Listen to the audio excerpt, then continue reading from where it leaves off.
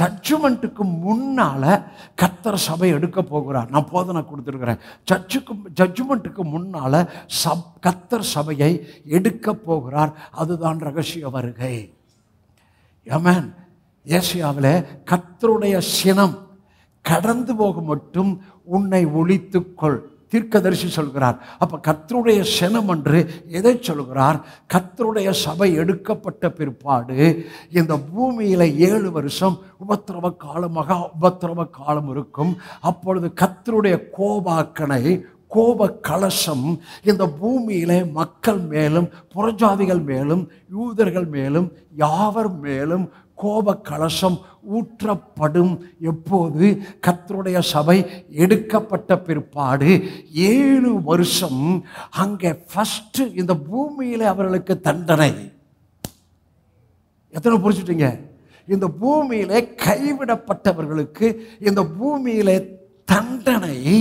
அடுத்தபடியாய் அவர் பகிரங்கமாய் வரும்போது, நல்ல கவனிங்க, யூதர்கள் ரட்சிக்கப்படுவார். நல்ல கவனிக்கணும். அவர்கள் பகிரங்கமாய் வரும்போது அவர்கள் கண்கள் திறக்கப்படும்.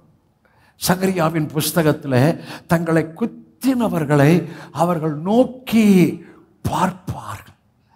அந்த அந்த யுத்தத்தில் 3வது மகா உலக யுத்தம் நடைபெறும். 2 உலக யுத்தம் நடந்து விட்டது. 3வது மகா உலக யுத்தம் நடைபெறும். அந்த யுத்தத்தில் இஸ்ரேல் தேசத்துக்கு விரோதமாக சாதிகள் ஒருமித்து ரஷ்யா, ஈரான், அரப் நாடுகள், முஸ்லிம் நாடுகள் ஒருமித்து இவர்களை அழித்து போட விரோதமாய் வருவார்கள்.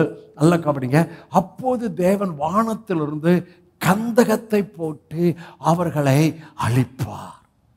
அப்பதான் எப்பா இவங்க கண்கள் திறக்கப்படும். இவங்க யுத்தமே செய்யலையே, கண்கள் திறக்கப்படும். குத்தினவரை நோக்கி பார்ப்பார்கள். அப்பொழுது அவர்களுக்கு கிருபையின் ஆவி, விண்ணப்பத்தின் ஆவி ஊற்றப்படும். அப்பொழுதுதான் ஐயோ இவரை குத்திட்டமே என்று சொல்லி ஒவ்வொரு கோத்திரமும் புலம்புவார்கள், அழுவார்கள். இதுதான் தீர்க்க தரிசனம். அப்ப நம்ம சபை உபத்திரவ காலம், மகா உபத்திரவத்துக்கு காலத்துக்கு முன்னாலேயே எடுக்கப்படுகிறோம். ஆமென். புரிஞ்சுக்கங்க.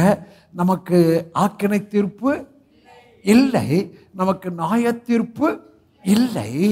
சபை எடுக்கப்படுவதற்கு முன்பாகவே கர்த்தர் நம்மை எடுத்துக்கொள்ளுகிறார். கர்த்தர் நம்ம என்ன பண்ணுகிறார் சொல்லுங்க? எடுத்துக்கொள்கிறார். இந்த எடுத்துக்கொள்ளுதல் கிரியைக்கு அடுத்ததல்ல. யாரெல்லாம் கிருபையை சார்ந்து கொள்றாங்களோ, யாரெல்லாம் அவர்கிட்ட தங்களை ஒவ்வொரு காரியத்தில் விட்டு கொடுத்து, பிளவினத்திலும் அவர் தான், பலனிலும் அவர் தான், குறைவிலும் அவர் தான், நிறைவிலும் அவர் தான் என்ற அந்த வாழ்வில் வாழ்கிறவர்கள். அடுத்தது குற்ற மனசாட்சி இல்லாத வாழ்வை இரத்தத்துக்குள் உங்களுக்கு உண்டு பண்ணி விட்டார். ஆகவே குற்ற மனசாட்சி இல்லாத வாழ்வும், தண்டனை எனக்கு இல்லவே இல்லை என்ற வாழ்வும் தெளிவாய் இருந்தால் நீங்க மேலே போவீங்க.